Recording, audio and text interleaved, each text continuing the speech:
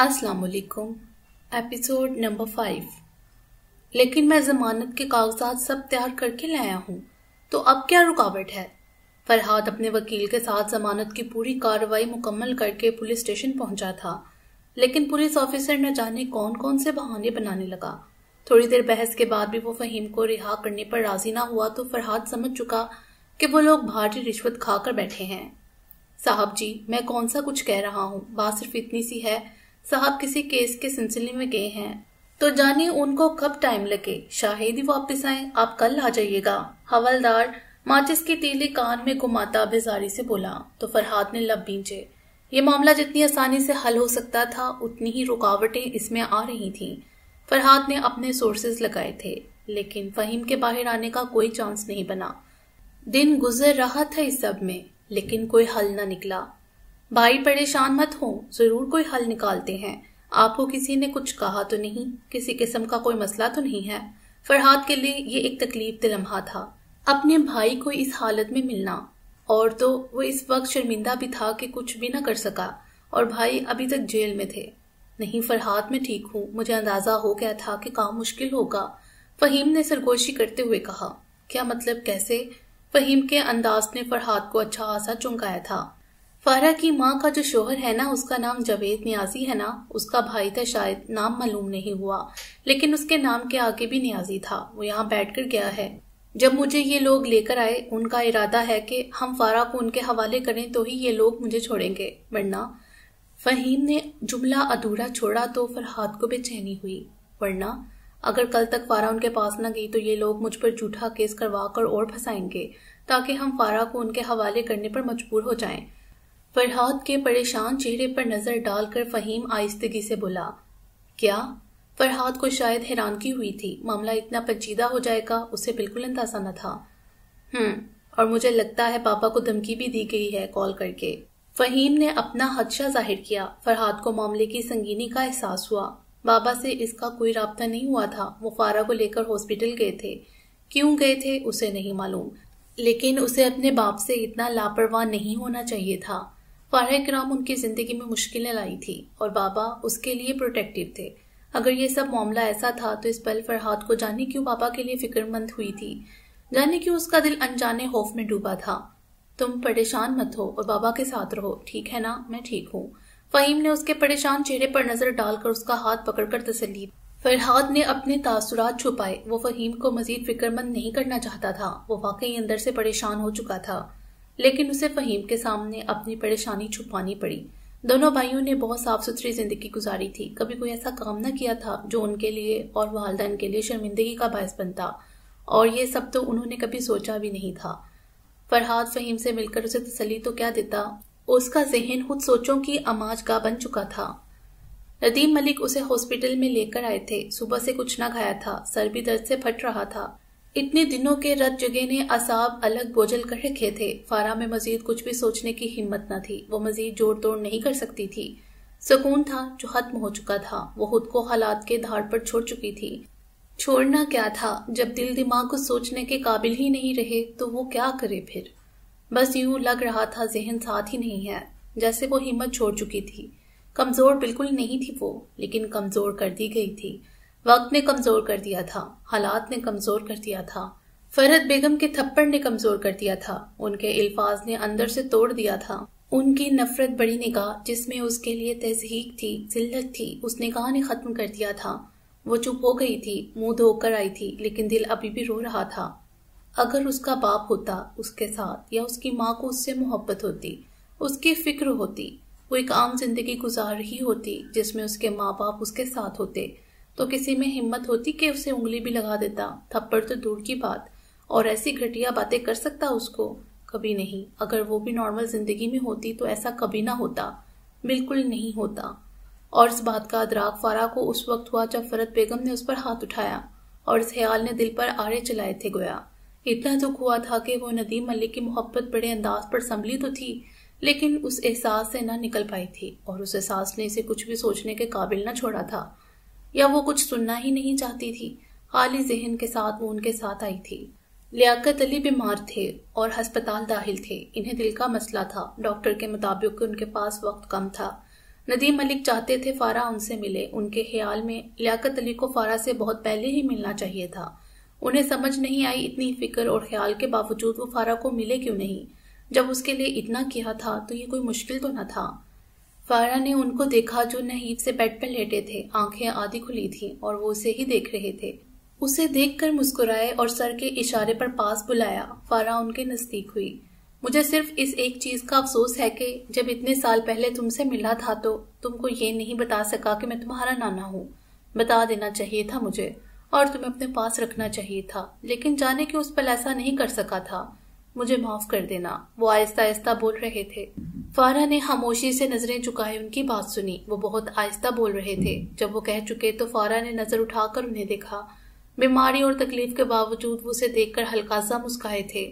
فارا کا دل ویسے بھی بڑا ہوا تھا. اب بھی آنسو نکل آئے. لیکن اس سے کیا شکوہ کرتی، ان کو کیا کہتی. اس انسان نے اسے پالا تھا. جو بھی تھا اس کی ہر خواہش ایسے ہی پوری ہوئی تھی جیسے کسی لاڈلے بچے کی ہوتی تھی. نہیں، میں آپ سے ناراض نہیں ہوں، فارا نے بھیگے لہجے میں کہہ کر ان کا نحیف ہاتھ پکڑا تھا اور مسکرا کر انہیں دیکھا. فارا اپنے ماموں سے بھی ملی. اسے وہ سنجیدہ سے لگے. اب ایسے ہی تھے، معلوم نہیں. ڈاکٹر نے لیاقت علی کے پاس تھوڑی دیر بیٹھنے کی اجازت دی تھی. کچھ دیر بعد وہ لوگ باہر نکل آئے اور یہ کچھ دیر فارا ان کے پاس ہی بیٹھی رہی تھی. بات تو بہت کم کی انہوں نے، کیونکہ ان سے زیادہ بولا نہیں جا رہا تھا.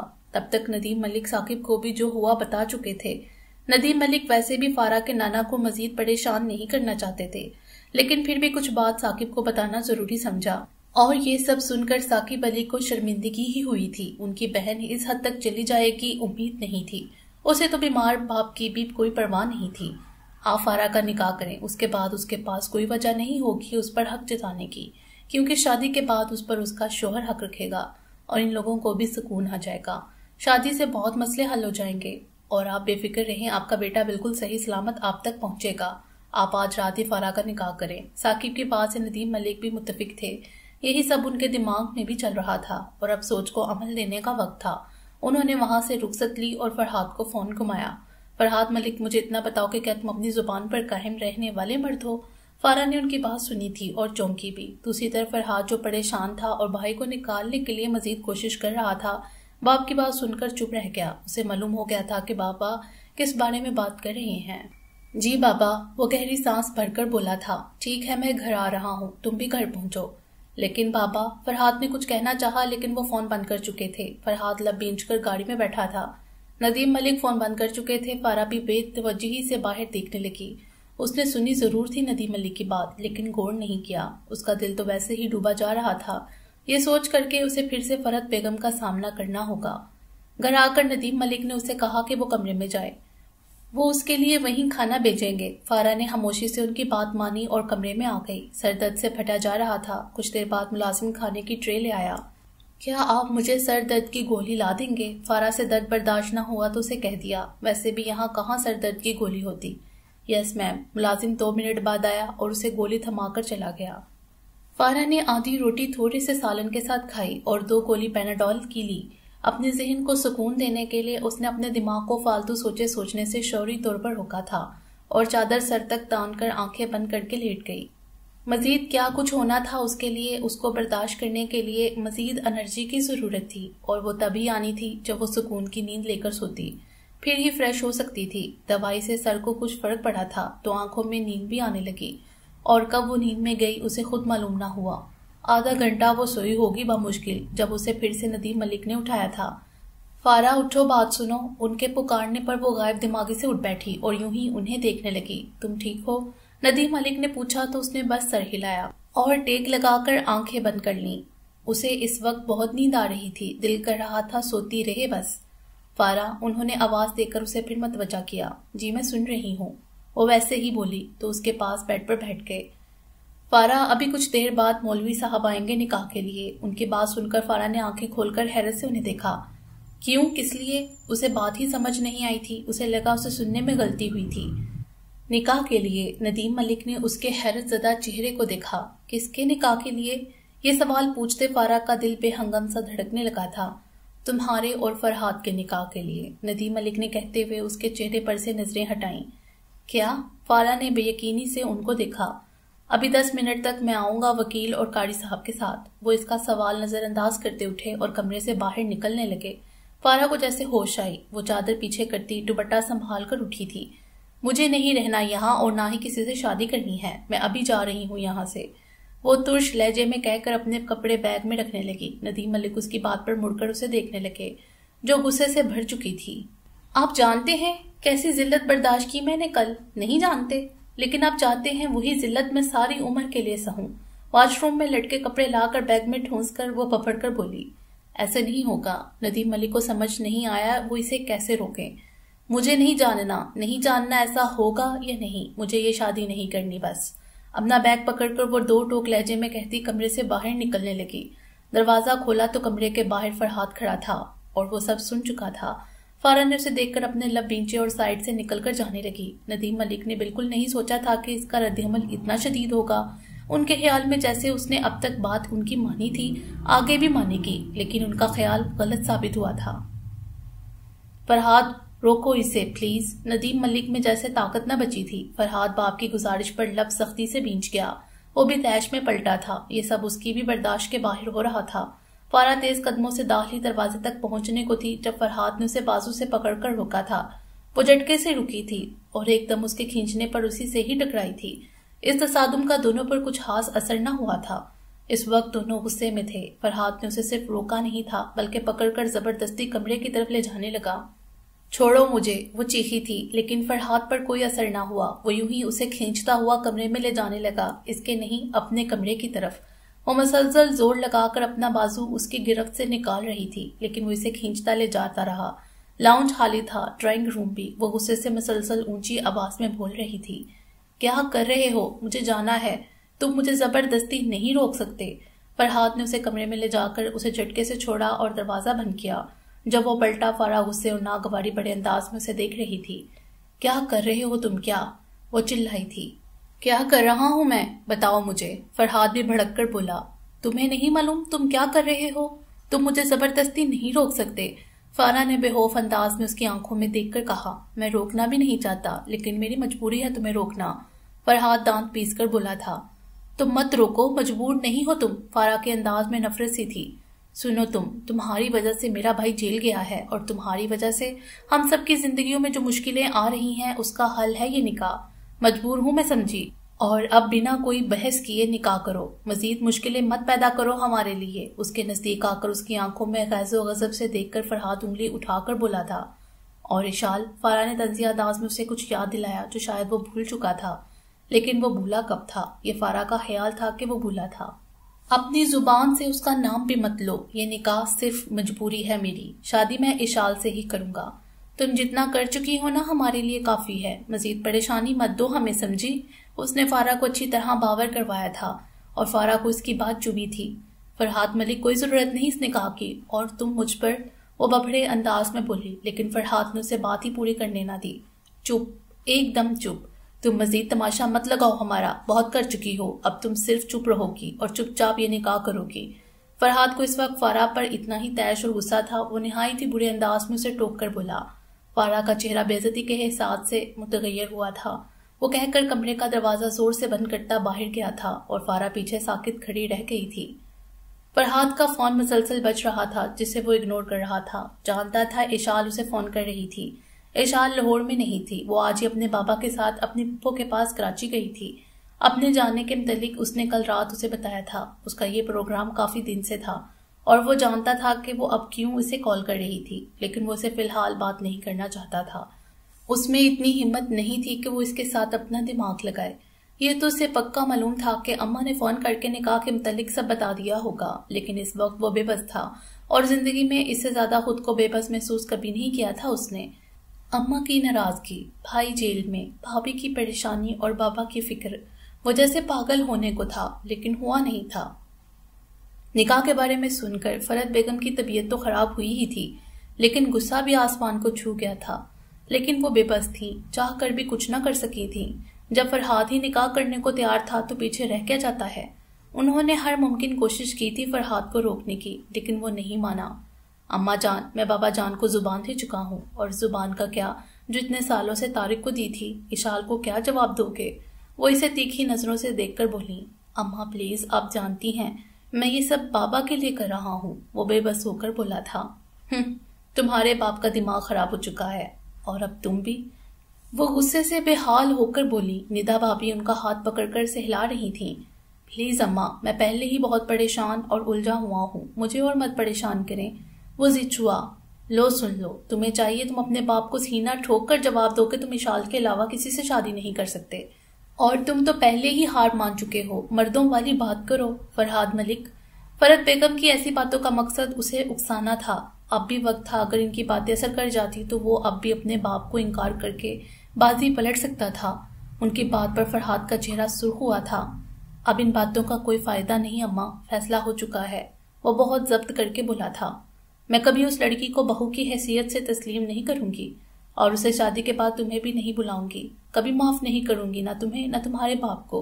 طارق کو بھی آج ہی کراچی جانا تھا، اگر یہاں ہوتا تو دیکھتی کیسے تمہارے باپ کی چلتی، لیکن اب میں اس سے کیسے نظریں ملاؤں گی؟ تم نے اور تمہارے باپ نے مجھے سارے خاندان میں ذلیل کر کے رکھ دیا۔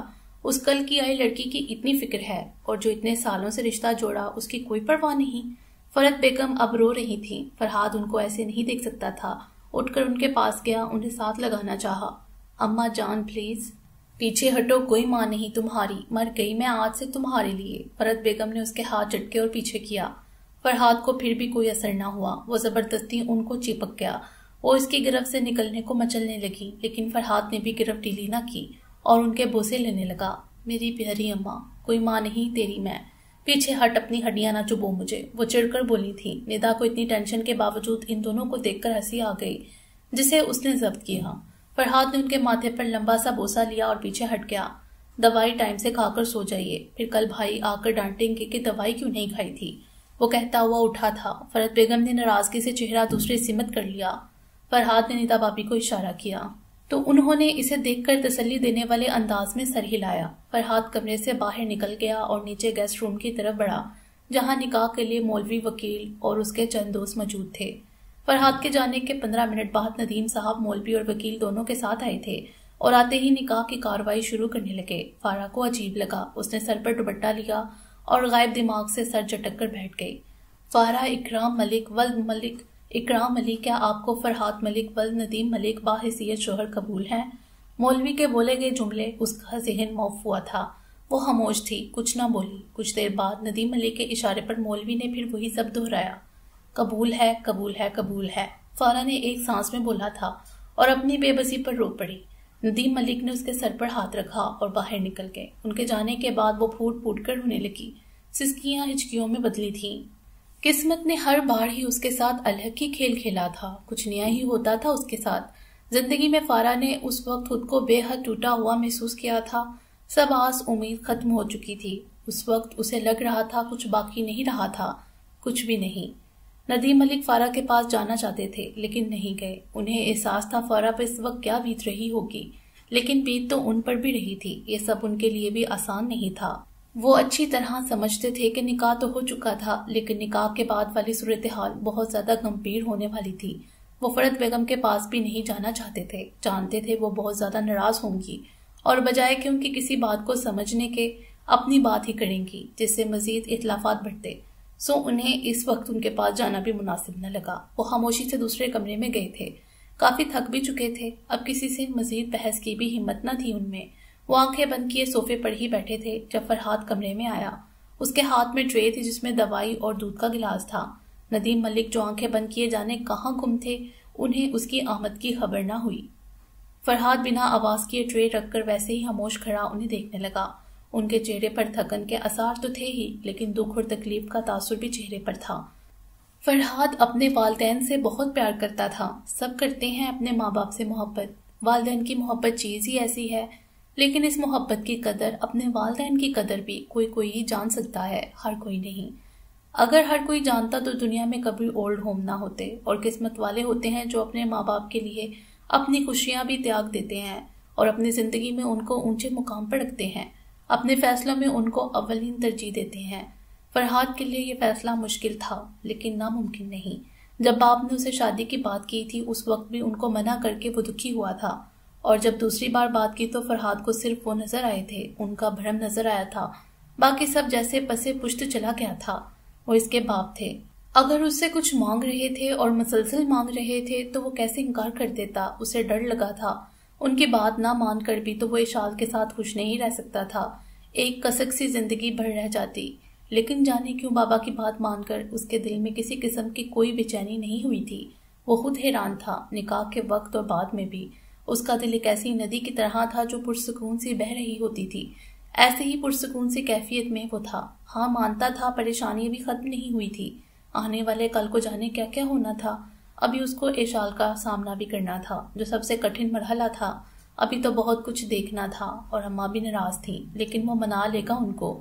اس نے یہ قدم صرف بابا کے لیے اٹھایا تھا، بابا کو اپنی پوری زندگی میں اس نے ایسے کبھی نہیں دیکھا تھا۔ بابا بہت ہمت والے تھے، بہت مضبوط، لیکن فرحاد کو اب لگتا کہ ان کی ہمت ختم ہو چکی ہے اور ان کو سہارے کی ضرورت ہے، اور وہ ان کو ایسے بے بس نہیں دیکھ سکا تھا۔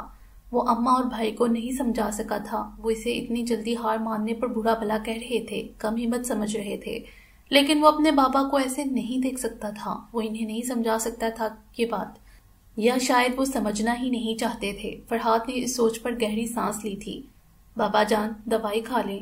اس نے سب سوچوں کو جھٹک کر انہیں بلایا جو اس کی آواز پر چونکے تھے۔ آپ نے آج کوئی دوائی نہیں کھائی۔ وہ سیدھے ہوئے تو فرحاد بھی ساتھ والے صوفے پر بیٹھ کر ان کی جانب دودھ کا گلاس بڑھاتا ہوا بولا۔ وہ گلاس پکڑ کر ہلکا سا بے دلی مسکرا کر رہ گئے اور دودھ پینے لگے۔ کیا ہوا بابا، کوئی اور پریشانی ہے کیا؟ فرحاد ان کے انداز پر پوچھے بنا نہ رہ سکا، پریشانی سے انہیں دیکھنے لگا۔ نہیں کوئی نہیں، وہ آہستہ سے بولے تو فرحاد خاموش ہو گیا۔ دودھ پی کر انہوں نے گلاس رکھا تو فرحاد نے ان کو دوائی تھمائی، 2 گھونٹ پانی سے انہوں نے دوائی کھائی۔ چلیے اب لیٹ جائیں اور سو جائیں، فرحاد کہتے ہوئے اٹھا۔ وہ اٹھ کر بیڈ کی جانب گئے اور لیٹ گئے۔ فرحاد ان پر چادر دینے لگا۔ فرحاد، انہوں نے پکارا تو وہ ان کی جانب دیکھنے لگا۔ تم ناراض تو نہیں ہونا؟ وہ شکستہ دلی سے اسے دیکھتے پوچھ رہے تھے۔ فرحاد ان کے پاس بیٹھ گیا اور ان کا ہاتھ تھام لیا۔ نہیں، فرحاد کے لہجے میں سچائی کی جھلک تھی۔ فرحاد نے ان کو مسکرا کر دیکھا تاکہ انہیں اس کی بات کا یقین آ جائے۔ ندیم ملک کے چہرے پر سکون پھیلا تھا۔ تم فکر مت کرنا، میں طارق سے بات کر لوں گا اور اسے سمجھا دوں گا، اور تمہاری اماں کو بھی۔ وہ مزید بولے۔ فرحاد سمجھ رہا تھا کہ وہ اسے تسلی دے رہے تھے، مسکرا کر انہیں دیکھنے لگا۔ بابا جان مجھے کوئی فکر نہیں ہے، آپ بے فکر ہو جائیں۔ فرحاد نے ان کا ہاتھ دبا کر یقین دلایا تو وہ خاموش ہو گئے اور سامنے لگی پینٹنگ پر نظریں جما دیں۔ کچھ پل بعد پھر وہ اس کی جانب دیکھنے لگے۔ فرحاد ان کی جانب ہی متوجہ تھا، فوراً بولا، جی مجھ سے ایک وعدہ کرو، بلکہ میری قسم کھاؤ۔ کیا؟ ان کا لہجہ عاجزی بھرا تھا۔ فرحاد نے سوالیہ انداز میں ان کو دیکھا۔ میری قسم کھاؤ کہ کبھی فارا کو نہیں چھوڑو گے، چاہے جو بھی ہو جائے، اس کا خیال رکھو گے۔ ان کے کہے الفاظ پر فرحاد نے گہری سانس بھری۔ وعدہ؟ نہیں ایسے نہیں، قسم کھاؤ۔ ندیم ملک اس کے ایک حرفی جواب پر مطمئن نہ ہوئے تھے۔ آپ کی قسم بابا، فرحاد نے ان کو پھر سے یقین دلایا۔ نہیں کہو کہ آپ کی قسم بابا، میں فارا کو کبھی نہیں چھوڑوں گا، چاہے جو بھی ہو جائے، اس کا خیال رکھوں گا، اسے خوش رکھوں گا۔ ندیم ملک ابھی بھی مطمئن نہ ہوئے تھے، وہ ساری بات کہہ کر اسے دیکھنے لگے کہ اب وہ بھی یہ سب دہرائے۔ آپ کی قسم بابا، میں فارا کو کبھی نہیں چھوڑوں گا، چاہے جو بھی ہو جائے، ہمیشہ اس کا خیال رکھوں گا، اسے خوش رکھوں گا۔ فرحاد کو ان کے سر پر ہاتھ رکھ کر ہی یقین دلانا پڑا تھا۔ ٹھیک ہے اب تم جاؤ، مجھے نیند آ رہی ہے، وہ مطمئن ہو کر بولے۔ ان کے انداز پر فرحاد نے ٹھنڈی سانس بھری۔ کمال ہے بابا، اب بھی جب آپ کے کہنے پر شادی کر لی ہے تو اب اس کو نبھاؤں گا بھی، اب اپنے لفظوں سے مکرنے والا انسان نہیں ہوں میں۔ جانتا ہوں میرا بیٹا بہت خالص دل والا ہے۔ باپ کے انداز میں محبت تھی۔ فرحاد نے مسکرا کر ان کو دیکھا، اٹھ کر لائٹ بند کی اور کمرے سے باہر نکل آیا۔ فارا روتے روتے خود ہی چپ کر چکی تھی۔ کچھ دیر تو یوں ہی کھلی آنکھوں سے بے سبب ایک جگہ نظریں ٹکائے بیٹھی رہی، پھر آہستہ آہستہ آنکھیں بوجھل ہو کر بند ہونا شروع ہوئی تو اس نے تھک کر آنکھیں بند کر لیں۔ 2 سیٹر صوفے پر پاؤں اوپر رکھے، صوفے کی پشت پر سر رکھے، اپنے گھٹنے کو سینے سے لگائے تھی، ایک ہاتھ گھٹنے پر تھا اور ایک سر کے نیچے تھا۔ آنکھیں بند کی تو نیند میں کب گم ہوئی پتہ نہ چلا، اور جس وقت فرحاد کمرے میں آیا وہ گہری نیند میں تھی۔ دروازہ بند کر کے پلٹا تو نظر صوفے پہ پڑی۔ فارا اس وقت پوری طرح غافل تھی۔ یہ اتنے دنوں کی شب بیداری کا نتیجہ تھا۔ اس کے اعصاب اس قدر تھک چکے تھے جو وہ اس بے آرام سی حالت میں بھی ایسے گہری نیند میں تھی۔ فرحاد نے ایک نظر اسے دیکھنے کے بعد چینج کرنے واش روم میں گیا، 10 منٹ کا شاور لیا، جس سے جسمانی سکون ملا تھا۔ باہر آ کر بال سنوارے اور لائٹ آف کرتا بیڈ پر جا کر لیٹ گیا اور آنکھوں پر بازو رکھ لیا۔ کمرے میں ایک دم خاموشی چھا گئی۔ گھڑی کی سوئی کی ٹک ٹک کے ساتھ فارا کی ادھل پدھل ہوتی سانسوں کی آواز فرحاد کے کانوں میں بخوبی سے جا رہی تھی۔ کچھ دیر میں اسے محسوس ہوا کہ وہ کچھ بڑبڑا بھی رہی تھی، جانے کیا فرحاد کو سمجھ نہیں آ رہی تھی اور وہ اس وقت سمجھنا بھی نہیں چاہتا تھا۔ وہ سونے کی شوری کوشش کرتے ہوئے چادر سر تک تان گیا۔ صبح اس کی آنکھ جلدی کھل گئی۔ اٹھ کر گھڑی میں وقت دیکھا تو 7 بجنے والے تھے۔ نگاہیں خود بخود پلٹ کر صوفے تک گئیں تو فارا سمٹی ہوئی گٹری سی بنی ابھی تک 2 سیٹر صوفے پر ہی سو رہی تھی۔ صوفے کی جانب کروٹ لی اپنا چہرہ اس نے صوفے کی پشت میں چھپایا ہوا تھا۔ ایک بازو اپنے نیچے لیے دوسرا چہرے پر رکھے، دونوں ٹانگوں کو پیٹ تک اکٹھا کیے سو رہی تھی۔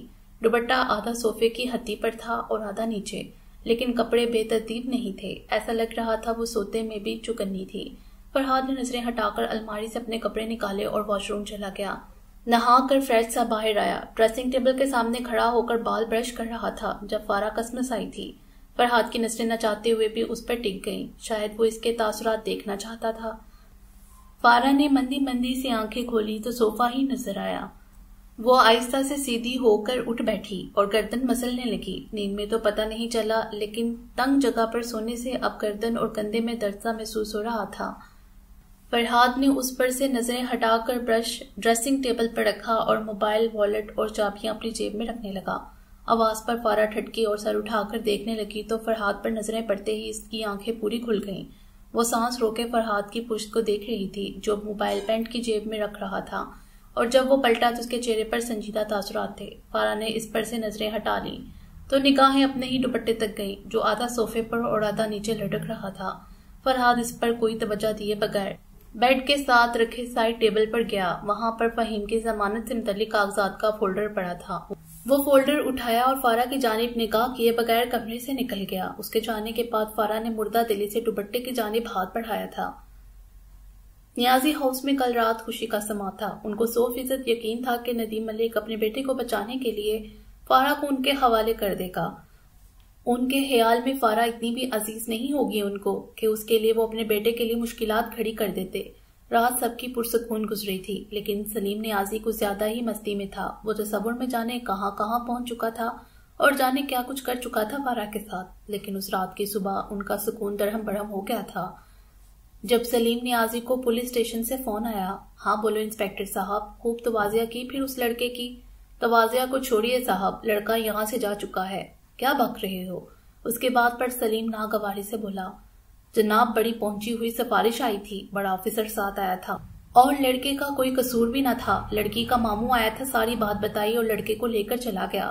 انسپیکٹر نے ساری بات سکون سے بتائی۔ اسے تو پیسوں سے مطلب تھا جو وہ لے چکا تھا، لیکن سلیم کا سکون ختم کر چکا۔ سلیم نے خود کو گالی دینے سے بمشکل روکا اور غصے میں فون کاٹ دیا اور کمرے سے باہر نکل گیا۔ جاوید نیازی اور آسماں ناشتے سے لطف اندوز ہو رہے تھے۔ سلیم نیازی کو غصے سے آتے دیکھ کر دونوں حیران ہوئے اور سوالیہ نظروں سے اسے دیکھنے لگے۔ نکل گیا ہے وہ، گالی وہاں سے۔ سلیم نے آتے ہی گالیوں سے بات شروع کی اور اتنے سے جملے میں الفاظ سے زیادہ گالیاں تھیں۔ جاوید نیازی کا چائے والا ہاتھ واپس پلیٹ تک گیا۔ کیا مطلب؟ وہ ناسمجھی سے اسے دیکھتے پوچھ رہا تھا۔ سلیم کی بات اور گالیوں کے بیچ وہ دونوں بات نہیں سمجھ پائے تھے۔ بھابھی، تیرا بھائی آیا تھا، لے گیا ہے اس گالی کو۔ سلیم آسماں کو دیکھ کر تنزیہ ہوا تھا۔ کسے؟ تم نے تو کہا تھا فکر کی کوئی بات نہیں، اچھے ہاتھ سے پیسے کھلائے تھے۔ وہ گالی کوئی بڑے آفیسر سمیت پہنچ گیا پولیس، اور ساری بات کی اس نے کہ ماں کا کوئی تعلق نہیں، وہ اپنے باپ کے گھر ہے۔ سلیم نیازی کا غصہ کم ہونے میں نہیں آ رہا تھا۔ اس کی بات سن کر جاوید اور آسماں دونوں کا رنگ اڑ گیا تھا۔ وہ لوگ تو جشن منا رہے تھے، ایسے بھی ہو جائے گا سوچا بھی نہیں تھا۔ اب صالح صاحب کو اس سب میں پڑھنے کی کیا ضرورت آ گئی تھی؟ جاوید نے چپتی نظروں سے آسماں کو دیکھا۔ مجھے کیا معلوم اب کون سی محبت جاگ گئی اس کے لیے؟ ان کے انداز پر آسماں چڑھ کر بولی تھی۔ میں اتنی آسانی سے نہیں جانے دوں گا اسے، اب بات میری ضد کی ہے۔ فارا کو وہاں سے نکال کے نہ لایا تو میرا نام بھی سلیم نیازی نہیں۔ سلیم نیازی کے لیے اس موڑ پر ہار ماننا آسان نہیں تھا۔ اس کے جملے میں آنچ تھی۔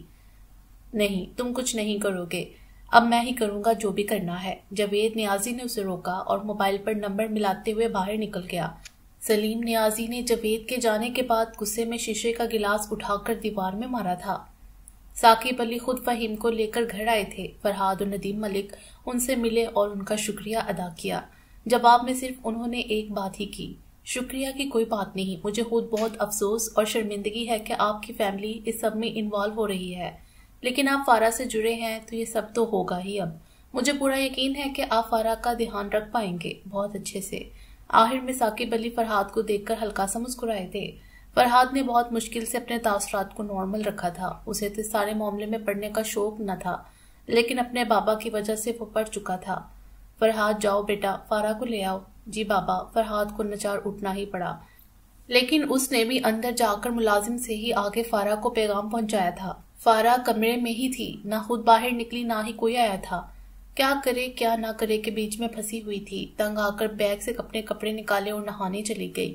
نہا کر ابھی باہر ہی آئی تھی کہ دروازہ کھٹکا۔ وہ ششو پیچ میں کھڑی رہی کہ پھر سے دستک ہوئی۔ کون؟ میم نیچے صاحب بلا رہے ہیں آپ کو۔ کون سے صاحب؟ فرحاد صاحب۔ اس کے جواب پر فارا حیران ہوئی تھی۔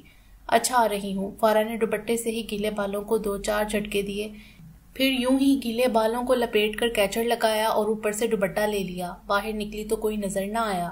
خیر وہ یوں ہی آگے چلتی رہی، کوئی تو نظر آ ہی جائے گا، لیکن کمروں کے دروازے بند تھے۔ صرف کچن میں ہی کچھ کھٹپٹ نظر آئی۔ وہ کچن کی جانب گئی، سوچا ملازم سے ہی کچھ پوچھے۔ فرحاد مجھے تو یہ پریشانی کھائی جا رہی ہے کہ ایشال پر کیا گزرے گی، وہ تو یہ سب برداشت نہیں کر پائے گی۔ کچن کا دروازہ 6-7 قدم کی دوری پر تھا جب اسے اندر سے آواز آئی۔ وہ وہیں رکی تھی۔ میں نے یہ سب جان کر نہیں کیا بھابھی، اسے بھی مجھے سمجھنا چاہیے، اگر وہ سمجھے گی تبھی ہم میں رشتہ قائم ہو سکے گا۔ فرحاد کی آواز واضح تھی اور لہجہ بھی کسی قسم کے جھجک سے صاف تھا۔ بات تو تمہاری صحیح ہے، کیا تم اب بھی اسے شادی کرو گے؟ ندا بھابھی اسی الجھن میں پھنسی تھیں۔ جی اسی سے ہی شادی کروں گا، میں کلیئر ہوں اس معاملے میں۔ فرحاد کا انداز تو ٹوک تھا، لیکن اب ساری بات تو ایشال کی ہے نا، اگر وہ چاہے گی تو ہی کچھ ہوگا۔ لڑکیاں یہ سب برداشت نہیں کرتی، ندا بھابھی نے گہری سانس بھر کر کہا۔ فارا نے آگے سے سننا نہیں چاہا کہ اب فرحاد کیا جواب دیتا ہے۔ وہ وہاں سے پلٹ گئی تھی اور باہر کی جانب اپنے قدم بڑھائے۔ اتنی چیزیں اور واقعات یوں آگے پیچھے ہوئے تھے، اور اب یہ نکاح۔ اگر نکاح کرنا ہی نہیں تھا تو مرد بن کر انکار کرتے تم فرحاد ملک، نہ کہ میرے ساتھ زبردستی۔ تم مرد صرف اپنے ماں باپ کے ہی سگے ہوتے ہو اور کسی کے نہیں۔ فارا نے کرتے دل و دماغ سے سوچا تھا۔ ارے فارا، میں کب سے بھیجا ہے فرحاد کو تمہیں بلانے کو، تمہارے ماموں آئے ہیں۔ ندیم ملک کی آواز پر وہ سوچوں سے نکلی تھی۔ چلو وہ انتظار کر رہے ہیں۔ فارا خاموشی رہی اور خاموشی سے ہی ان کے پیچھے کو گئی۔ سلام علیکم۔ اس نے کمرے میں داخل ہوتے سلام کیا تو ثاقب علی اٹھ کھڑے ہوئے۔ کیسی ہو بیٹا؟ اس کے سر پر ہاتھ رکھ کر انہوں نے سلام کا جواب دیتے ہوئے پوچھا۔ ٹھیک، آپ کیسے ہیں؟ اور نانا؟ فارا نے صوفے پر بیٹھ کر پوچھنے لگی۔ وہ بھی بیٹھ چکے تھے۔ میں بھی ٹھیک ہوں اور نانا بھی پہلے سے کچھ بہتر ہے۔ کسی قسم کی کوئی پریشانی تو نہیں ہے نا؟ فارا کو آج ان کا انداز اس دن کی نسبت قدرے بہتر محسوس ہوا۔ آج ان کے انداز میں اپنائیت بھی تھی۔ نہیں میں ٹھیک ہوں، فارا کو مسکرا کر جواب دینا پڑا، جبکہ دل تو کہہ رہا تھا کہ کہہ دے۔ ہاں بہت پریشانی ہے، بلکہ سکون نہیں ہے یہاں۔ کسی چیز کی ضرورت ہے؟ کچھ چاہیے؟ فارا نہیں جان سکی کہ وہ فارمیلٹی کے لیے سب پوچھ رہے ہیں یا سچ میں اس کی پرواہ میں پوچھ رہے تھے۔ فارا کا دل کیا کہ کہہ دے مجھے سکون چاہیے، صرف سکون۔ کیا وہ دے سکتے ہیں آپ؟ لیکن بولی تو بالکل مترادف بولی تھی۔ نہیں، سب کچھ ہے۔ کچھ دیر ندیم ملک کے ساتھ بات کرنے کے بعد انہوں نے اجازت مانگی اور وہ چلے گئے۔ ندیم ملک انہیں رخصت کرنے باہر تک گئے۔ اندر آئے، وہ سوچوں میں گم بیٹھی تھی۔ کیا تم مجھ سے ناراض ہو فارا؟ نہیں، وہ گہرا سانس بھر کر بولی تھی۔ لیکن اس سب کے مسئلے کا حل نکاح کے علاوہ بھی کچھ ہو سکتا تھا۔ پتہ نہیں، لیکن مجھے اس سب میں صرف یہ نظر آیا کہ تم ہمیشہ کے لیے اب میرے پاس رہو گی۔ صرف پاس، لیکن خوش نہیں۔ وہ کہنا چاہتی تھی لیکن خاموش رہی۔ بس مردہ سی مسکرائی۔ اس سے پہلے کہ ندیم ملک اسے مزید کچھ کہتے، اندر سے شور کی آوازیں آنے لگی۔ ندیم ملک اٹھ کر اندر گئے۔ فارا بھی ان کے پیچھے گئی، لیکن دروازے پر پہنچ کر ہی اس کے قدم تھمے تھے۔ تم یہ کیسے کر سکتے ہو فرحاد؟ صرف 2 مہینوں بعد تھی ہماری شادی، تم ایسے کیسے کسی اور سے شادی کر سکتے ہو؟ ایشال سخت غصے میں کانپ رہی تھی۔ ندا بھابھی نے اسے پکڑا ہوا تھا، لیکن وہ پھر بھی سنبھلنے میں نہیں آ رہی تھی۔ طارق صاحب بھی چہرے پر ناگواری سجائے کھڑے تھے۔ ایشال سکون اور تسلی سے بھی بات ہو سکتی ہے طارق انکل، آئیے ہم بیٹھ کر بات کرتے ہیں۔ فہیم بھائی نے معاملے کو سلجھانا چاہا، حالانکہ وہ خود بہت تھکے ہوئے تھے۔ اس وقت وہ آرام کرنا چاہتے تھے، لیکن ایشال اور طارق انکل کو سنبھالنا زیادہ اہم تھا۔ ایشال، میں تم سے سب بات کرتا ہوں، لیکن پہلے رونا بند کرو۔ فرحاد نے سکون سے ایشال کو دیکھا۔ اس کی بات پر ایشال نے اسے کھا جانے والی نظروں سے دیکھا۔ انکل آئیے ہم آپ سے بات کرتے ہیں۔ چیزیں کچھ اس طرح سے ہو گئیں کہ یہ سب کرنا پڑا۔ فہیم تم مجھے اس بارے میں کیا صفائی دو گے؟ کیا؟ طارق صاحب کا لہجہ ترشی لیے ہوئے تھا۔ طارق صاحب بیٹھ کر بات کریں گے تو معلوم ہوگا آپ کو۔ ان کا لہجہ ندیم ملک کو ناگوار گزرا تھا تو وہ بھی بولے بنا نہ رہ سکے۔ انکل آئیے پلیز۔ فہیم نے معاملے کو بگڑتے دیکھ کر انکل کو لجاجت بڑے انداز میں کہا تو وہ ماتھے پر بل لیے اماں کے کمرے کی طرف بڑھے۔ ان کے جانے کے بعد فرحاد نے ایشال کا ہاتھ پکڑا اور اسے اپنے کمرے میں لے گیا۔ دروازے پر کھڑی فارا نے سب دیکھا تھا۔ ندیم ملک اور فہیم بھی طارق صاحب کے پیچھے کمرے میں گئے۔ ندا بابی کچن میں گئی تھی۔ جس کمرے میں وہ سب گئے تھے وہاں سے اب بلند آوازیں آ رہی تھیں، جن میں بلند آواز فرد بیگم اور طارق انکل کی تھی۔ تھوڑی دیر بعد شور تھما تھا۔ کیا بتاؤ گے فرحاد؟ اب تم مجھے بتاؤ کہ یہ شادی کیوں کی؟ 100,000 وجہ بھی ہوں، ہر وجہ درست بھی ہو، لیکن مجھے کچھ نہیں سننا۔ اگر تمہیں مجھ سے محبت ہوتی تو کچھ بھی ہو جاتا تم یہ شادی کبھی نہ کرتے فرحاد، کبھی نہیں۔ ایشال کمرے میں آتے ہی پھٹی تھی۔ فرحاد خاموش صرف اس کو بولتے سن رہا تھا، بس یا کچھ اور؟ وہ خاموش ہوئی تو فرحاد نے اسے پوچھا۔ جواباً ایشال نے زخمی نگاہ اس پر ڈالی تھی۔ دیکھو سب ایسے ہی ہوگا جیسے ہونا تھا، یہ سب بھول جاؤ۔ تم یہ کہہ رہے ہو کہ تم مجھ سے بھی شادی کرو گے؟ تمہیں نہیں کرنی مجھ سے شادی؟ مجھے اس فرحاد سے شادی نہیں کرنی جو ایک شادی کر چکا ہے آلریڈی۔ ایشال، یہ سب وقت کی ضرورت ہے، تم سے شادی میری ضرورت ہے، بہت فرق ہے۔ تم مجھے اس بات پر مائل کر رہے ہو کہ تم سے شادی کر لوں اب؟ نہیں، یہ تمہارا فیصلہ ہوگا کہ اب کہ تمہیں شادی کرنی ہے یا نہیں۔ فرحاد نے دیکھا اس کی بات سننے کی بجائے وہ کسی اور طرف متوجہ تھی۔ پھر وہ واش روم کے کھلے دروازے سے اندر چلی گئی۔ واپس آئی تو اس کے ہاتھ میں کپڑے تھے۔ یہ تمہارا بیڈ روم ہے، وہ کپڑے لہرا کر اسے دکھاتے ہوئے پوچھ رہی تھی۔ یہ کپڑے کیا کر رہے ہیں تمہارے بیڈ روم میں؟ وقت کی ضرورت، رات کی ضرورت بھی بن گئی ہوگی پھر۔ ایشال نے دکھ سے کپڑے صوفے پہ پھینکے اور اپنے آنسو صاف کرتی کمرے سے نکل گئی تھی۔ پیچھے فرحاد ششت کھڑا رہ گیا تھا۔ 2 دن گزر چکے تھے لیکن گھر کا ماحول تناؤ بڑا تھا۔ فرد بیگم اب تک ناراض تھیں، جس کی وجہ سے فہیم اور ندا بھی فارا کے ساتھ تکلف ہی برت رہے تھے۔ ان کا بیگ اور کپڑے ملازم کے ہاتھ کسی کمرے میں پہنچا دیے گئے تھے جہاں وہ رہ رہی تھی۔ اس کے بعد اس کا فرحاد سے سامنا بھی نہیں ہوا۔ ہاں، کھانا اسے وقت پر مل جاتا تھا۔ 1-2 بار ندیم ملک نے اس کے ساتھ کھانا کھایا تھا، لیکن ڈائننگ ٹیبل پر اسے کوئی نہیں بلاتا تھا۔ فارا اندر ہی اندر سلگ رہی تھی۔ وہ ایک ایسی قید میں تھی جہاں سے وہ چاہ کر بھی نکل نہ پا رہی تھی، ورنہ تو دل کر رہا تھا بھاگ جائے، لیکن نہیں، بھاگ کر کہاں جاتی؟ کوئی ایسا نہیں تھا جو اس کو سنبھال لیتا، اس کو سمجھ لیتا، کوئی نہیں۔ یہ رشتے جو اسے ملے تھے انہوں نے اسے بے بس ہی کر دیا تھا، لاچار کر دیا تھا۔ وہی سب سے زیادہ خوش تب تھی جب وہ ان سب سے دور تھی، اور ممکن تھا یہاں سب کے رویے کو دیکھتے ہوئے فارا اپنے سوچے پر عمل کر بھی لیتی، لیکن وہ کر نہیں سکی کیونکہ اس کے اگلے دن ہی آسما اور جاوید ایک بار پھر ان کے گھر آئے تھے۔ اس بار وہ لوگ بھی بڑے پولیس آفیسر کو خاصی سفارش کے ساتھ لائے تھے۔ ندیم صاحب، ان صاحبہ کا کہنا ہے کہ آپ نے ان کی بیٹی کو زبردستی اس گھر میں روک رکھا ہے۔ پولیس آفیسر کا انداز سنجیدگی بڑا تھا، لیکن اس انداز میں ایک متانت تھی۔ ندیم ملک اس کے انداز سے بھانپ چکے کہ وہ بڑا آفس تو بلے تھا لیکن ایک اچھا انسان بھی لگ رہا تھا۔ ندیم ملک نے ان کے ساتھ اچھے طریقے سے سلام دعا کی تھی اور عزت کے ساتھ آفیسر کو گیسٹ روم میں بٹھایا۔ پولیس آفیسر ندیم ملک کے اخلاق سے متاثر ہوا تھا، جب یہ بات کرتے ہوئے اس کا انداز بھی عام پولیس والوں کی طرح برا نہ تھا۔ جبکہ اس سارے عمل کے دوران آسما اور جاوید کڑوے گھونٹ پیتے رہے۔ سفارش بھلے بڑی لائے تھے لیکن جو کچھ بھی انہوں نے بتایا تھا وہ جھوٹ تھا۔ آسما نے تو جھوٹی ممتا جتانے کے لیے جھوٹے آنسو بھی بہائے تھے۔ سر، آپ کو غلط بتایا گیا ہے، وہ بچی میری بھتیجی ہے اور بہو بھی۔ وہ اس گھر میں اپنے شوہر کے ساتھ رہ رہی ہے اور خوش ہے۔ ندیم ملک کے بولے گئے جملے میں لفظ بہو نے جاوید اور آسما دونوں کو جھٹکا دیا تھا۔ انہوں نے اس نج پر سوچا بھی نہ تھا۔ اس وقت دونوں کے تاثرات دیکھنے والے تھے۔ فرحاد اس وقت گھر موجود نہیں تھا، نہ ہی ندیم ملک نے اسے بلایا۔ ان کے خیال میں وہ یہ معاملہ ہینڈل کر سکتے تھے۔ اگر ایسی بات ہے تو میں اس بچی سے اکیلے میں بات کرنا چاہتا ہوں، پولیس آفیسر نے کچھ لمحوں بعد سوچ کر کہا تھا۔ جی ضرور، آپ چاہیں تو اندر اس کے کمرے میں چلے جائیں۔ آپ ایک معاملہ فہم انسان لگ رہے ہیں، بات کو ضرور سمجھیں گے۔ ہمیں آپ پر یقین ہے۔ ندیم ملک کے لہجے میں سچائی جھلک رہی تھی۔ آسما اور جاوید کو سمجھ نہ آئی وہ کیا بولے۔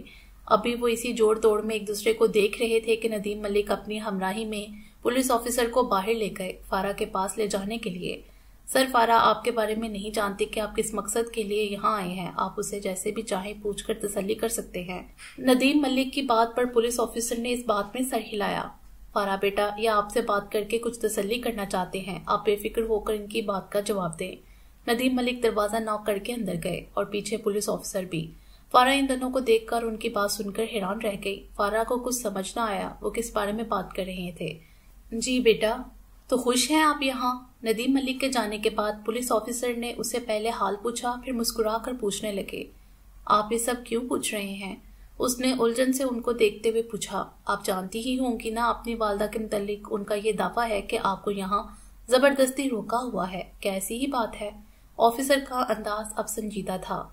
نہیں، ایسی بات نہیں ہے، میں اپنی مرضی سے ہوں یہاں۔ ان کے کہنے کے کچھ لمحوں بعد وہ بولی تھی، اور خوش بھی ہیں آپ؟ جی خوش ہوں۔ ٹھیک ہے بیٹا۔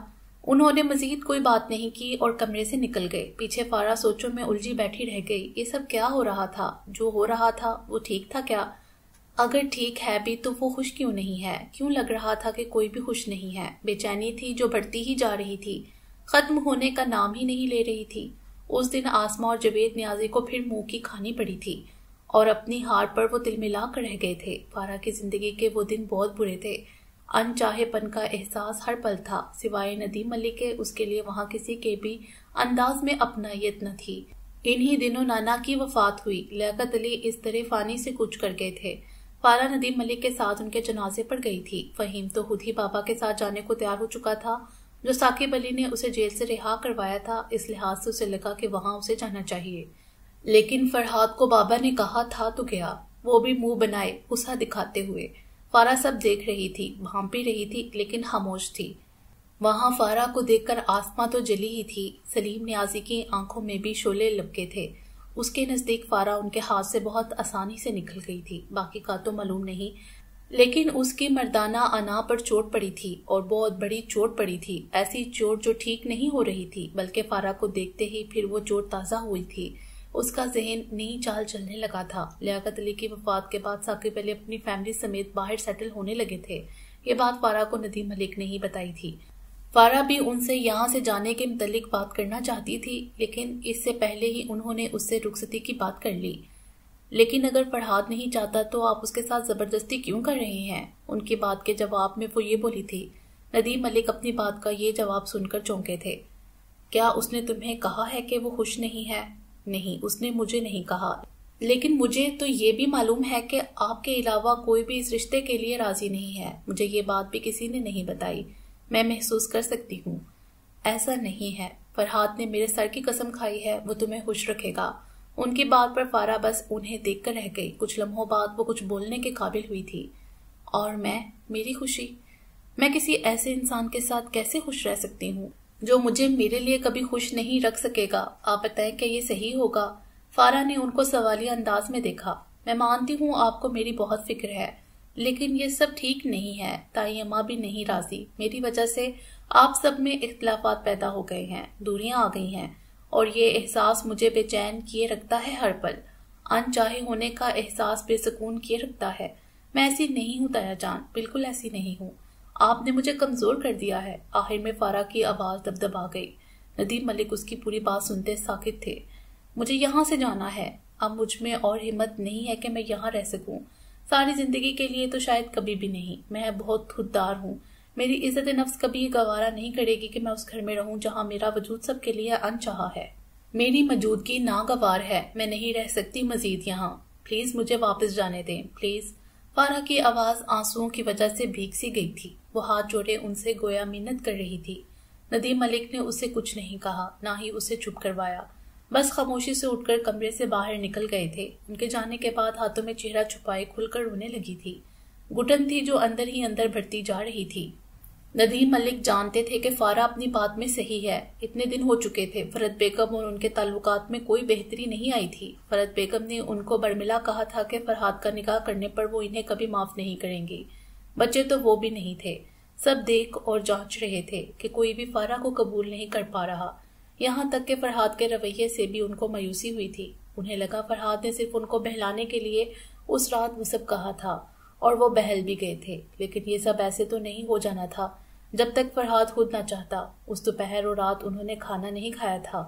فہیم اور ندا باری باری ان کو پوچھنے آئے تھے، لیکن ان کے انکار پر خاموشی سے واپس چل دیے۔ بابا طبیعت ٹھیک ہے آپ کی؟ آپ نے لنچ بھی نہیں کیا اور اب ڈنر کے لیے بھی نہیں آئے۔ فرحاد کو معلوم ہوا تو وہ پریشانی سے ان کے پاس آیا تھا۔ ندیم ملک صوفے کی پشت سے ٹیک لگائے آنکھیں بند کیے بیٹھے تھے۔ فرحاد کے آنے پر بھی انہوں نے آنکھیں نہ کھولیں، نہ ہی اس کی بات کا جواب دیا۔ بابا جان، فرحاد نے پریشان ہو کر ان کے کندھے پر ہاتھ رکھا تو انہوں نے آنکھیں کھولی، لیکن اس کی طرف دیکھے بنا اس کا ہاتھ اپنے کندھے پر سے ہٹایا تھا۔ جاؤ یہاں سے۔ ان کے اجنبی انداز پر فرحاد کا دل گھبرایا۔ اب تو سب ٹھیک ہو گیا تھا۔ اس کے خیال میں اب فارا کو کسی سے خطرہ نہیں تھا جس کے لیے وہ اتنا پوزیسو ہو رہے تھے۔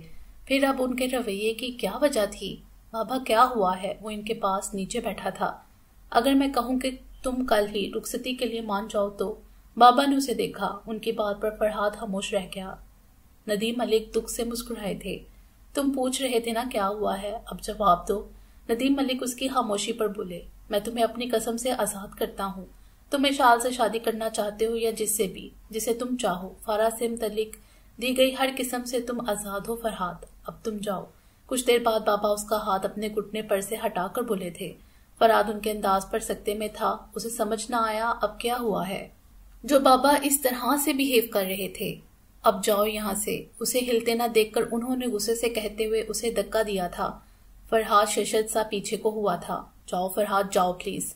ندیم ملک نے ساکت بیٹھے فرحاد کو دیکھ کر گویا منت کی تھی، لیکن ایک بات یاد رکھنا، تم جھوٹے ہو اور اپنی زبان سے پھرنے والے انسان ہو۔ ان کے لہجے میں تکلیف تھی، درد تھا، جسے محسوس کر کے فرحاد کی جان نکل گئی تھی۔ بابا پلیز مجھے بتائیں ہوا کیا؟ فرحاد جاؤ یہاں سے، مجھے اکیلا چھوڑ دو۔ اس کی بات کاٹ کر وہ چلائے تھے۔ غصے کی شدت سے وہ کانپنے لگے تھے۔ فرحاد ان کے انداز سے ڈر کے باہر چلا گیا۔ اس نے سوچو کہ گھوڑے دڑائے کہ اب کیا وجہ ہوئی ہوگی بابا کے اس رویے کی، لیکن کچھ سمجھ نہ آیا۔ وہ واپس آیا تو ندا اور فہیم نے اسے سوالیہ انداز میں دیکھا، گویا جاننا چاہا کہ بابا کیا کہہ رہے ہیں۔ بھابھی کیا گھر میں کوئی بات ہوئی ہے؟ فرحاد کے سوال پر ندا نے الجھ کر اسے دیکھتے بولنے لگی، کچھ نہیں، روز جیسا دن تھا۔ فارا کیا اس نے کوئی بات کی؟ نہیں کچھ بھی نہیں، وہ اپنے کمرے میں ہی رہی۔ کیا ہوا ہے فرحاد؟ فہیم اسے سوال پوچھتے دیکھ کر رہ نہ سکا۔ کچھ نہیں بھائی، بابا کچھ ڈسٹرب سے لگے۔ آپ کو کچھ کہا انہوں نے؟ فرحاد جاننا چاہتا تھا کہ ان کا یہ رویہ صرف اس کے ساتھ تھا یا فہیم کے ساتھ بھی ایسا ہی برتاؤ کیا انہوں نے۔ کچھ نہیں، ڈنر کا کہا تو کہنے لگے کہ انہوں نے نہیں کھانا۔ میں نے کہا دودھ بھجوا دوں، کہتے نہیں، اور کوئی بات نہیں کی انہوں نے۔ بھائی کے جواب پر وہ خاموش ہو گیا۔ کیا ہوا ہے؟ اس کی خاموشی پر فہیم نے اسے دیکھا۔ کچھ نہیں، فرحاد کہتا ہوا وہاں سے نکل گیا۔ پتہ نہیں کیا ہو گیا ہے سب کو، اماں ہے تو ان کا غصہ کم نہیں ہو رہا، اب بابا کو جانے کیا ہوا ہے۔ ندا کے کہنے پر فہیم نے ٹھنڈی سانس پڑی تھی۔ یہ سب تو اس کی خود کی سمجھ سے باہر تھا۔ ایک طرف اماں تھی اور ایک طرف ابا، اور دونوں میں سے کوئی بھی ایک دوسرے کی بات نہیں سمجھ رہا تھا۔ کمپرومائز کرنا تو دور کی بات تھی۔ تم نے بابا کو کچھ کہا ہے؟ فرحاد سیدھا فارا کے کمرے میں آیا تھا۔ فارا کو اس کا انداز ناگوار گزرا تھا۔ وہ کچھ بولے بغیر غصے سے دیکھنے لگی۔ کچھ پوچھا ہے میں نے؟ اسے گھورتے دیکھ کر فرحاد نے بھی غصے سے پوچھا۔ مجھے تمہاری کسی بات کا جواب نہیں دینا، وہ کہہ کر مڑ رہی تھی جب فرحاد نے زور سے اس کا بازو پکڑا۔ میں نے پوچھا کہ تم نے بابا کو کیا کہا ہے؟ فرحاد کو کوئی پرواہ نہیں تھی کہ اس کی انگلیاں اس وقت کتنی تکلیف دہ انداز میں اس کے بازوؤں میں کھبی تھیں۔ اس کے اس قدر سختی سے پکڑنے پر فارا کو کتنی تکلیف ہو رہی تھی۔ فرحاد کو اس سب میں صرف فارا ہی قصوروار نظر آ رہی تھی۔ تم جب سے ہماری زندگیوں میں آئی ہو تب سے ہماری زندگیاں عذاب بن گئی ہیں، لیکن ایک بات میری کان کھول کر سنو فارا اکرام، اگر میرے باپ کو کچھ ہوا اور اس کی وجہ تم ہوئی تو تمہیں اپنے ہاتھوں سے مار دوں گا، سمجھی؟ قہر آلود لہجے میں وہ اسے پیچھے دھکیلتے ہوئے بولا تھا۔ اس کے انداز پر فارا کا چہرہ حفت سے سرخ پڑا تھا۔ اپنی بات کہہ کر پلٹ کر جا چکا تھا۔ فارا کو اس کے انداز پر اتنا غصہ آیا کہ دل کر رہا تھا وہ اگلی صبح بھی اس گھر میں نہ دکھے، لیکن مجبوری میں ضبط کر کے رہ گئی کہ ضبط کرنے کے علاوہ چارہ بھی کیا تھا۔ اگلے دن صبح کا وقت تھا۔ ناشتے پر آج اماں بھی کافی دنوں بعد ٹیبل پر آئی تھیں۔ بابا کے علاوہ باقی سب افراد موجود تھے۔ ملازم انہیں بلانے گیا تو انہوں نے پیغام بھجوایا کہ آ رہے ہیں۔ لیکن آئے نہیں۔ جب وہ اپنے کمرے سے نکلے تو سیدھا فارا کے کمرے کی جانب گئے۔ ان سب نے انہیں اس طرف جاتے دیکھ لیا تھا۔ اماں جان کو تو نئے سرے سے غصہ آیا تھا، لیکن خاموش۔ فارا بھی ان کو دیکھ کر حیران رہ گئی تھی۔ اپنا سامان پیک کر لو اور باہر آ جاؤ، انہوں نے سیدھے یہی بات کہی تھی اور پلٹ کر نکل گئے۔ ایک پل تو کچھ سمجھ نہ آ سکی، اور جب سمجھی جلدی سے اپنی چیزیں سمیٹی، بیگ میں ڈالی، بیگ پکڑا اور باہر کو نکلی۔ جیسے اگر دیر ہو گئی تو سب جھوٹ ہو جائے گا، وہ پھر یہیں رہ جائے گی۔ تیز ہوتے قدم ان سب کو دیکھ کر مدہم ہوئے تھے۔ جو ڈائننگ ٹیبل پر بیٹھے اس کی طرف متوجہ ہو چکے تھے، نہ محسوس انداز میں بیگ پر اس کی گرفت مضبوط ہوئی تھی۔ ان سب پر ایک نظر ڈال کر وہ بڑھنے لگی تھی جب فہیم نے کھڑے ہو کر اسے روکا تھا۔ فارا، کہاں جا رہی ہو؟ اس کے سوال پر فارا نے رک کر اور مڑ کر اسے دیکھا تھا۔ نظریں اس کے عقب میں بیٹھے فرحاد پر بھی جا رہی تھیں۔ واپس، ہمیشہ کے لیے۔ فارا کے لہجے میں سکون تھا۔ وہ کہہ کر پلٹی اور وہاں سے نکل گئی۔ فہیم، کیا وہاں بیٹھے کسی کو بھی اس کی بات سمجھ نہ آئی تھی؟ فہیم بے اختیار اپنی کرسی پیچھے کرتا اس کے پیچھے گیا تھا۔ فرحت بیگم نے جاتے فہیم کی پشت کو گھورا تھا۔ فرحاد کی تو خود کی رات بے سکون سے گزری تھی۔ اس وقت ان سب پر وہ چاہ کر بھی غور نہیں کرنا چاہ رہا تھا۔ بابا، آپ کہاں جا رہے ہیں؟ فہیم نے دیکھا وہ گاڑی میں بیٹھے لگتے تھے۔ اس کی آواز پر پلٹے۔ فکر مت کرو، ہمیشہ کے لیے نہیں جا رہا، واپس لوٹ کر یہیں آؤں گا، ندیم ملک اجنبی انداز میں کہہ کر گاڑی میں بیٹھ گئے۔ فارا بھی دوسری جانب جا کر دروازہ کھول کر بیٹھ گئی۔ گاڑی سٹارٹ ہو چکی تھی۔ فہیم ہکا بکا وہیں کھڑا رہ گیا تھا۔ گاڑی دھواں اڑاتی نکل گئی۔ فہیم کا دل انجانے خدشوں میں ڈوبا تھا۔ بابا کا لہجہ نظر انداز کرنے والا نہ تھا، ناراض ناراض اور ہفا سا لہجہ، اجنبی انداز۔ فہیم کا دل پریشان ہوا تھا۔ حیران و پریشان فہیم جب واپس آیا تو اپنے ماتھا مسلتے فرحاد نے اسے سوالیہ انداز میں دیکھا تھا۔ فرحاد، کچھ غلط ہونے والا ہے، میرا دل کہہ رہا ہے۔ فہیم کا دل جانے کیوں ڈوبا جا رہا تھا۔ کیا کہہ رہے تھے بابا؟ فرحاد بھائی کے انداز پر چونکا تھا۔ کہہ رہے تھے ہمیشہ کے لیے نہیں جا رہا، واپس لوٹ کر یہیں آؤں گا۔ فہیم کے انداز میں پریشانی دیکھ کر ندا نے تسلی دی۔ آپ خواہ پریشان ہو رہے ہیں فہیم، پاپا آ جائیں گے۔ یہ ہماری نااہلی ہے کہ ہمارا باپ ہم سے راضی نہیں ہے، ناراض ہے وہ۔ اور اماں، میں آپ کو سمجھا کر تھک گیا ہوں کہ آپ ہی اپنا غصہ تھوک دیں۔ اگر بابا نے کوئی فیصلہ کر لیا ہے تو اب کیا ہو سکتا ہے؟ فہیم کو بے چینی اندر ہی اندر کھائی جا رہی تھی۔ کچھ نہیں ہوتا، جانتی ہوں، سب پریشان کرنے کے ڈرامے ہیں، کہیں نہیں جانا، شام تک آ جائیں گے۔ فرحت بیگم نے جیسے ناک پر سے مکھی اڑائی تھی۔ شاید انہیں واقعی کوئی فرق نہیں پڑا تھا، یا صرف اپنی انا کے بت کو قائم رکھنے کے لیے صرف اوپر سے لاپرواہی برت رہی تھی۔ یہ سب صرف اس لڑکی کی وجہ سے ہے۔ اچھی بھلی فرحاد اور اشال کی شادی کی تیاری کرنی تھی، جانے کہاں سے آ گئی یہ منحوس بیچ میں۔ تم لوگ خود ہی بتاؤ، کبھی تمہارے پاپا نے ایسا کیا ہے جو اس کے آنے پر ایسے باولے ہو گئے ہیں؟ جانے کیا سنگھایا ہے اس لڑکی نے کہ اپنی سمجھ بوجھ سب بھول گئے ہیں۔ فکر مت کرو، آ جائیں گے اسے چھوڑ کر، میں خود تمہارے بابا سے بات کر لوں گی، منا لوں گی ان کو۔ وہ چلے گئے ہیں، اب سب ٹھیک ہو جائے گا، اماں بول رہی تھیں اور وہ سب خاموشی سے سن رہے تھے اور کسی حد تک مطمئن بھی ہو گئے تھے۔ شاید واقعی بابا اسے واپس چھوڑنے گئے ہوں۔ گاڑی انجانے راستے پر جا رہی تھی۔ فارا نہیں جانتی تھی وہ اسے کہاں لے کر جا رہے ہیں، لیکن اس کے لیے اتنا ہی کافی تھا کہ وہ اس گھر سے نکل آئی تھی۔ فارا جانتی ہوئی ایک آدمی کے پاس اس کی عمر بھر کی کمائی کیا ہوتی ہے۔ وہ کھڑکی سے باہر دیکھ رہی تھی۔ جب ندیم ملک کی آواز پر ان کی جانب چہرہ موڑا، وہ اپنے ہاتھوں کو دیکھ رہے تھے جیسے لکیروں میں کچھ تلاش کر رہے ہوں۔ آدمی کی عمر بھر کی کمائی اس کا بھرم ہوتا ہے جو اسے اپنی اولاد سے ہوتا ہے۔ بھرم، ساکھ، آن بان سب اولاد ہوتی ہے۔ ساری زندگی اولاد کی ضرورت پوری کرتے وقت آدمی خود کو کہیں گم کر بیٹھتا ہے، وہ ختم ہو جاتا ہے۔ جانتی ہو وہ ختم ہو کر کیا بنتا ہے؟ وہ ختم ہو کر ایک بھرم بن جاتا، ایسا بھرم جو اس کی ساری زندگی کی جمع پونجی ہوتی ہے، قیمتی خزانہ۔ اور جب اولاد باپ کی مجبوری نہ سمجھے نا تو یہ بھرم ختم ہو جاتا ہے، کچھ باقی نہیں بچتا۔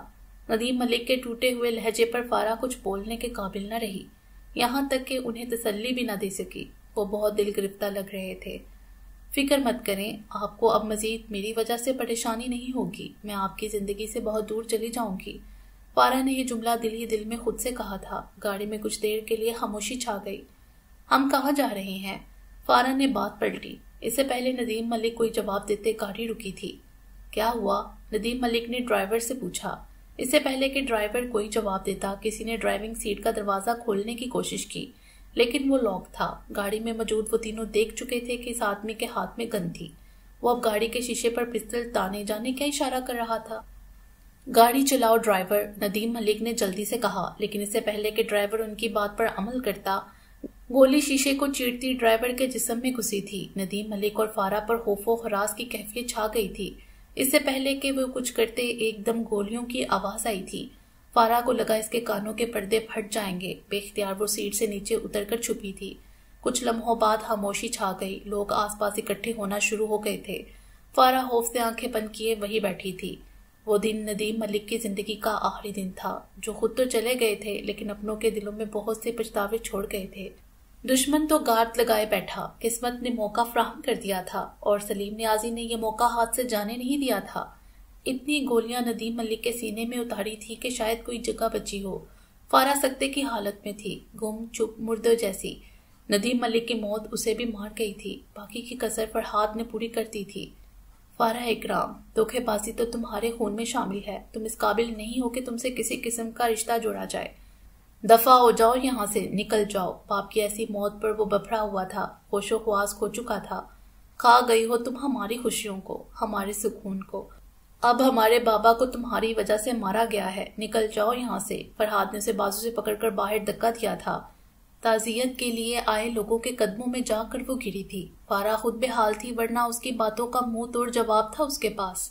لیکن ندیم ملک اب اس دنیا میں نہیں ہے، یہ سوچ کر ہر بار اس کے دل پر قیامت گزر رہی تھی۔ فارا کی نظروں میں تو ان کا آخری بار کا چہرہ ہی سمایا ہوا تھا۔ آئندہ کبھی زندگی میں دوبارہ مت ملنا فارا اکرام، تمہاری صحت کے لیے اچھا ہوگا۔ اس کا بیگ اس کے پاس پھینک کر وہ چلایا تھا۔ اشال اس کا بازو پکڑے اس کو پرسکون کر رہی تھی۔ فارا نے ایک آخری نگاہ اس پر ڈالی۔ لوگوں کی نظریں اس سارے تماشے سے محظوظ ہو رہی تھیں۔ فارا نے اپنا بیگ پکڑا اور وہاں سے نکل گئی تھی۔ اس کے دل پر اذیت کی لہر گزری تھی، یہ سوچ کر کہ صبح بھی تو وہ اس گھر سے نکل رہی تھی، لیکن تب کے جانے میں اور اب کے جانے میں دنیا بدل چکی تھی۔ وقت نے اسے ایک ڈال دی تھی، وہ بھی قسمت چھین چکی تھی۔ حال اذیت سے بے حال اس کی رات گزری تھی۔ رہ رہ کر فارا کو خود پر بھی تاؤ آ رہا تھا، اس نے فرحاد کو کیوں خود پر اتنا سوار کر لیا ہے۔ فرحاد کو تو اس کی رتی بر پرواہ نہیں تھی، نہ ہی اس کے احساسات کی اور نہ ہی جذبات کی۔ وہ تو ایسا ہی کرے گا جس سے وہ تکلیف میں رہے۔ پھر وہ کیوں اتنی کمزور پڑ رہی ہے؟ ہر بار خود کو باور کروانے کے باوجود پھر کیوں اس کے سامنے بے بس ہو جاتی تھی؟ ہمیں خود ہی اپنے لیے لڑنا پڑتا ہے، کوئی نہیں آتا ہمارے لیے۔ خود ہی اپنے آپ کو تسلی دینی پڑتی ہے، خود ہی اپنے لیے فیصلے کرنے پڑتے ہیں اور ان فیصلوں پر چٹانوں کی طرح کھڑا ہونا پڑتا ہے۔ یہ زندگی کسی وقت اتنی بے رحم ہو جاتی ہے کہ آپ کو بالکل تنہا اور اکیلا کر دیتی ہے، آپ کے لیے کسی کو نہیں چھوڑتی۔ آپ گرتے ہیں تو سنبھلنا بھی آپ کو خود ہی ہوتا ہے۔ پانی کے چھینٹے چہرے پر مار کر وہ آئینے میں دیکھ رہی تھی۔ یہ آواز اس کے اندر سے بول رہی تھی، کیونکہ جب آپ اکیلے ہوتے ہیں تب تسلی دینے والی ذات بھی آپ کی اپنی ہوتی ہے، اور فارا ان سالوں میں اچھی طرح جان چکی تھی کہ اس کو خود ہی اپنا وقار اور عزت نفس بحال رکھنی ہے، جیسی اب تک رکھتی آئی تھی۔ تم مجھے بہت کمزور سمجھ رہے ہو فرحاد، اور بہت غلط سمجھ رہے ہو۔ کل تم نے کہا تھا نا کہ ہم کزن بھی ہیں، مجھے تم سے یہ کزن والا رشتہ بھی نہیں رکھنا، سب رشتے ختم کر دوں گی میں تم سے، سب۔ ایک عزم سے اس نے سوچا تھا۔ واش روم سے باہر آ کر اس نے ٹاول سے منہ صاف کیا۔ ساری رات نیند نہ آئی تھی، ناشتہ کرنے کا دل نہیں کر رہا تھا۔ 8 بج رہے تھے، آفس کا ٹائم ہو رہا تھا، لیکن اسے آفس بھی نہیں جانا تھا، حالانکہ اسے اچھی طرح معلوم تھا کہ آفس میں آج کا دن بہت اہم ہے۔ آج ایک اہم میٹنگ تھی جس میں اسامہ کی جگہ اسے جانا تھا۔ اسامہ چھٹیوں پر گیا تھا، سو وہ سارا کام دیکھ رہی تھی، لیکن اب اسے آفس نہیں جانا تھا۔ موبائل پکڑ کر اسے آف کیا اور کمرے سے نکل کر نیچے گئی۔ سوہا اسے گھر دیکھ کر حیران ہوئی تھی۔ تم نے آفس نہیں جانا آج؟ نارمل روٹین کی ڈریسنگ میں اسے دیکھ کر پوچھے بنا نہ رہ سکی۔ نہیں، آج موڈ نہیں ہے، وہ کرسی پر اس کے سامنے بیٹھ کر بولی۔ سوہا چائے پی رہی تھی، آنٹی نظر نہیں آئی اسے۔ اور تمہاری آنکھوں کو کیا ہوا ہے یار، اتنی لال اور سوجی پڑی ہیں، تم روتی رہی ہو؟ سوہا تو اس کی سوجی ہوئی آنکھوں کو دیکھ کر پریشان ہو گئی۔ ارے ایسا کچھ نہیں ہے، ابھی آنکھوں میں صابن چلا گیا تو آنکھیں مل لیں، جس سے ایسی ہو گیا۔ آنٹی کہاں ہے؟ فارا نے اسے لاپرواہی سے جواب دیتے ہوئے پوچھا۔ امی لیٹی ہوئی ہیں۔ سوہا کو اس کی بات پر یقین تو نہ آیا تھا، وہ اب بھی اسے غور سے دیکھتے بولی تھی۔ طبیعت ٹھیک ہے ان کی؟ فارا نے ٹیبل پر پڑے بریڈ کے پیکٹ سے ایک پیس لیا اور وہیں پر پڑا جیم لگا کر کھانے لگی۔ ہاں ٹھیک ہے۔ ایسے ہی تہجد کے وقت سے جاگ رہی تھیں، اب نیند آئی تو لیٹ گئی۔ اچھا، اور تم کیوں نہیں گئی اسکول؟ کیونکہ آج شاپنگ پر جانا اور کل صبح کراچی جانا ہے، ماموں کی بیٹی کی شادی ہے۔ اوہ اچھا، ہاں تم اتنے دنوں سے بزی تھی، سوچا تھا آج بتاؤں گی، اور جب آؤ گی تو گھر تو ساتھ چلیں گے شاپنگ پر۔ اب تم فری ہو تو چلیں گے پھر۔ بات کرتے کرتے سوہا کچن میں گئی تھی۔ ہاں ضرور، پانی کا گلاس بھرتے فارا نے کہا۔ ایسا کرتے ہیں لنچ کر کے نکل جائیں گے، سوہا اس کے آگے چائے کا کپ رکھ کر بولی۔ ٹھیک ہے، تب تک میں سب پیکنگ کر لوں گی۔ ٹھیک ہے، ویسے یہ اسکول والوں نے چھٹی کیسے دے دی؟ فارا سپ لیتے ہوئے بولی۔ جاب چھوڑ دی میں نے، سوہا کا انداز نارمل تھا۔ کیا؟ ابھی تم سے پوچھا تو تم نے کہا کہ شادی پر جانا ہے اس لیے نہیں گئی تم اسکول۔ فارا نے حیران ہو کر اسے دیکھا تھا۔ ہاں نا، کیا فرق پڑتا ہے، ایویں چھٹیاں کہاں دینی تھی انہوں نے، مر جانا تھا 5 دن کی چھٹیاں دیتے وقت، لیکن اب بھائی بھابھی بھی آنے والے ہیں تو سوچا چھوڑ دوں۔ کب آ رہے ہیں بھائی اور بھابھی؟ پکا نہیں معلوم، 1-2 مہینے تک آئیں گے۔ اچھا، فارا کہتے ہوئے دوسرا بریڈ کا پیس پکڑ کر جیم لگانے لگی تھی۔ یوں ہی باتیں کرتے کرتے ان کو 10 بج گئے۔ وقت دیکھا تو سوہا پیکنگ کے لیے اٹھ گئی، وہ بھی اوپر آ گئی۔ آنکھیں بوجھل سی ہو رہی تھیں، وہ بیڈ پر نیم دراز ہو گئی اور کچھ لمحوں میں وہ نیند میں تھی۔ سوئے ہوئے چہرے پر بھی عجیب سا حزن چھایا ہوا تھا۔ خود کو لاکھ ہمت دی تھی، اپنا دھیان بٹایا تھا، لیکن پھر بھی ان سب سے باوجود کہیں نہ کہیں تو دکھ بھی ساتھ ساتھ تھا۔ اس دن لنچ کے ٹائم سوہا نے ہی اسے آ کر اٹھایا تھا۔ لنچ کے بعد وہ لوگ بازار گئیں، وہاں سے واپس پر شام پڑ گئی۔ دونوں باہر سے کھانا کھا کر آئی تھی اور آتے ہوئے ساتھ لے آئی تھیں۔ یوں ایک دن تمام ہوا تھا، موبائل ہنوز آف تھا۔ اگلے دن ہفتہ تھا، اس دن بھی اس نے موبائل آف رکھا۔ صبح صبح سوہا اور آنٹی کراچی کے لیے نکل گئے، وہ اکیلی رہ گئی۔ آنٹی نے تو کافی اصرار کیا کہ وہ ساتھ چلے، لیکن فارا نہ مانی۔ سوہا نے بھی منایا، لیکن اس نے مسکرا کر اسے منع کر دیا۔ آنٹی ڈھیر ساری ہدایات دے کر گئی تھیں، دروازہ بند رکھنا، باہر مت جانا وغیرہ وغیرہ۔ ویسے بھی اس نے کہاں جانا تھا، کل سنڈے تھا، پرسوں آفس جانا تھا۔ وہ 2 دن فارا نے اپنے کمرے میں ہی گزارے، لیپ ٹاپ پر کبھی کوئی مووی لگائی، کبھی کوئی۔ اس سے اکتائی تو ٹی وی لگا لیتی، پھر کمرے کی سیٹنگ کرنے لگی، الماری سے سارے کپڑے نکال کر نئے سرے سے سیٹ کیے۔ سوہا نے کہا تھا 5 دن بعد وہ لوگ آئیں گے، تو جب وہ اس کے ساتھ باہر گئی تھی اپنے لیے بھی کھانے پینے کا سامان لے آئی تھی، جیسے کہ دودھ کے ڈبے، انڈے، چاول اور دوسری اشیاء، تاکہ اسے بھی باہر آنے جانے کا مسئلہ نہ ہو۔ ویسے تو وہ اور سوہا جاتی تھی اکٹھے، کچھ بھی لینا ہوتا تھا تو، اور فارا کی سوہا کے علاوہ کوئی دوست بھی نہیں تھی۔ اسے بوریت تو محسوس ہو رہی تھی، لیکن وقت گزر گیا تھا۔ اگلے دن کے لیے کپڑے پریس کرتے ہوئے وہ سوچ رہی تھی کہ اب صبح جانے کیا ہونے والا تھا۔ آفس کے متعلق ایسی لاپرواہی اس نے کبھی نہیں کی تھی، پچھلے سالوں میں اس کی کارکردگی بہترین رہی تھی، لیکن اب تو سب کچھ جیسے الگ ہی ہو رہا تھا۔ رات کے پہر اس نے موبائل آن کیا تو آفس سے ڈھیروں کالیں آئی تھیں، کچھ کالز انجانے نمبر سے بھی آئی تھیں، بسما کے نمبر سے بھی مس کالز آئی ہوئی تھیں اور میسیجز بھی، جو اس نے کھولے ہی نہیں۔ باقی انشاءاللہ اگلی ویڈیو میں، امید ہے آپ کو یہ ویڈیو پسند آئی ہوگی۔ ہمارے چینل کو سبسکرائب کریں اور بیل آئیکن کو پریس کر دیں ہمارے چینل کی لیٹسٹ اپڈیٹس حاصل کرنے کے لیے۔ شکریہ۔